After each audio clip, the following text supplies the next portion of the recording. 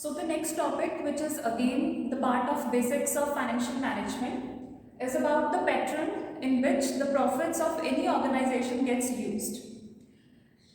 Many of you must have done this topic in brief in all the accounts which you have done till now.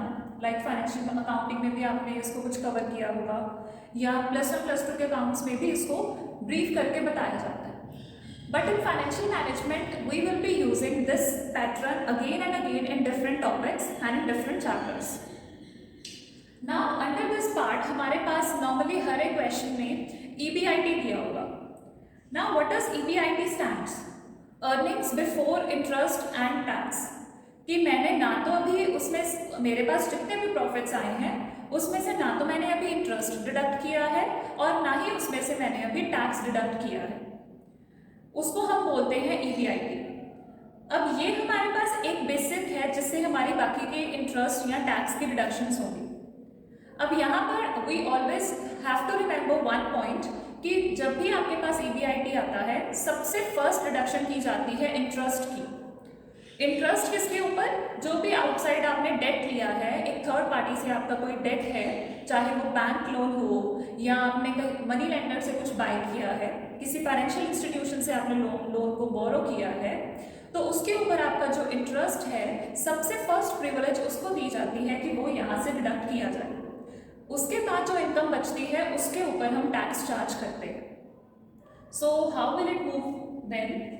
हमारे पास जो भी part है earnings before interest and tax, उसमें से सबसे पहले पेमेंट डिडक्ट की जाती है इंटरेस्ट ऑन डेट. अब again I am discussing debt, वो जो आपने किसी थर्ड पार्टी से लिया है, आउटसाइड एजेंसी से आया है, उसकी फर्स्ट प्रिविलेज है. उस डेट के ऊपर जो भी इंटरेस्ट है उसको डिडक्ट करने के बाद हमारे पास एक टर्म आएगी जिसको बोला जाता है अर्निंग्स बिफोर टैक्स, और इन शॉर्ट EBT. मीन्स आपने इंटरेस्ट तो डिडक्ट कर दिया बट अभी भी हमारा टैक्स जो है वो अनएडजस्टेड है, उसको अभी हमने एडजस्ट करना है, डिडक्ट करना है. So we will deduct tax from that term. अब टैक्स कितना करना है, डिडक्ट कितना नहीं करना, that all will be mention in your question. Tax rates दिए जाएंगे आपको, तो आपको उसको अप्लाई करना है. Now remember one point here कि हमारा जो भी यहाँ पर हम टैक्स अप्लाई करेंगे, लेट्स सपोज तो मुझे दिया गया है @5%.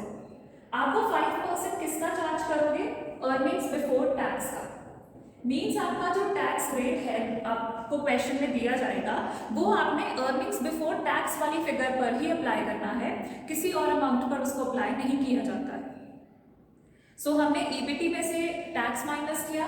The next term which we are getting here is earnings after tax, या फिर उसको EAT भी बोला जाता है. Now keep the short forms in mind, because कई बार क्वेश्चन में हमें शॉर्ट फॉर्म्स के थ्रू ही सारा क्वेश्चन सॉल्व करना पड़ता है. हमें उन्होंने क्लियरली नहीं बताया होता व्हाट डज दिस मीन. अब ये तो आ गई आपके टैक्स के बाद की अर्निंग्स. अब यहाँ पर आपका क्वेश्चन अराइज होता है कि अब इस अर्निंग्स का करना क्या है. सी, अगर तो आपने यहाँ पर प्रेफरेंस शेयर होल्डर्स को अपने कैपिटल स्ट्रक्चर में रखा हुआ है, मतलब आपके बैलेंस शीट में आपके प्रेफरेंस शेयर होल्डर्स हैं और उनके साथ साथ आपके इक्विटी शेयर होल्डर्स भी हैं आपके उसमें, इन दैट केस अब आपको डिसाइड करना है कि आपको कैसे अपने अर्निंग्स आफ्टर टैक्स को डिस्ट्रीब्यूट करना है.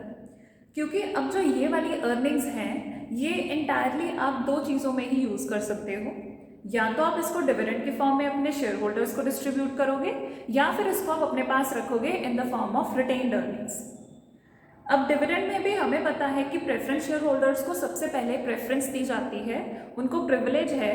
तो अगर आपके बैलेंस शीट में प्रेफरेंस शेयर होल्डर्स हैं तो हम सबसे पहले इस अर्निंग्स आफ्टर टैक्स में से प्रेफरेंस शेयर होल्डर्स को डिविडेंड देंगे, और जो अमाउंट बच जाएगी उसी में से ही आपके इक्विटी शेयर होल्डर्स को डिविडेंड दिया जाएगा. So from earnings after tax, I have deducted preference dividend. The amount which is left after that is called earnings available for equity shareholders. अब जो भी earnings हैं इनको हम डिविडेंड के फॉर्म में डिस्ट्रीब्यूट कर सकते हैं, या फिर इसको हम रिटेन्ड अर्निंग्स के फॉर्म में रख सकते हैं. अब वो हर एक कंपनी की पॉलिसी के ऊपर डिपेंड करता है कि वो इसमें से कितना पार्ट डिविडेंड को देना चाहती है और कितना अपने पास रखना चाहती है. अब यहाँ पर एक पॉइंट है कि पे आउट रेशो क्या होता है और रिटेन्ड अर्निंग रेशो क्या होता है, और इसी के बेसिस पे ही हमारा नेक्स्ट चैप्टर फिर स्टार्ट होगा।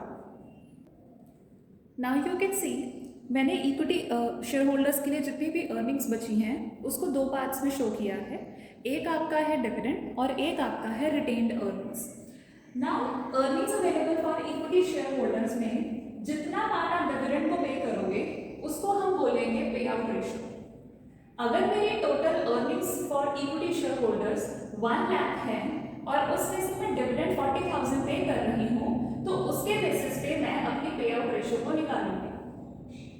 अब जो बच जाएगा, हमने 40,000 तो डिविडेंड पे कर दिया, जो बच जाएगा वो मेरा कौन सा पार्ट होगा, रिटेन्ड अर्निंग्स, और उसके बेसिस पे हम रिटेन्ड अर्निंग्स की रेशियो निकालते हैं। Now I am solving this part with the help of one example, तो आपको ज़्यादा क्लियर होगा कि पे आउट रेशियो और डिविडेंड रिटेन्ड अर्निंग्स रेशियो कैसे इंटरलिंक्ड है। So now we have one very simple example. Earnings to equity share holders के लिए अवेलेबल है ₹1 लाख और उस 1 लाख की अर्निंग्स में से 40,000 का डिविडेंड पे किया गया है।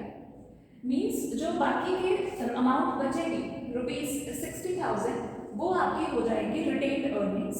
So you can very well calculate one figure अगर आपको बाकी की फिगर्स दी गई हैं। अगर आपको बोला जाए कि रिटेन्ड अर्निंग 60,000 है तो आप डिविडेंड पेड निकाल सकते हो कि वो 40,000 होगा और वाइस वर्सा। अब अगर मैं यहाँ से डिविडेंड पे आउट रेशियो और रिटेन्ड अर्निंग्स रेशियो निकालूँ तो वो कैसे निकालूंगी?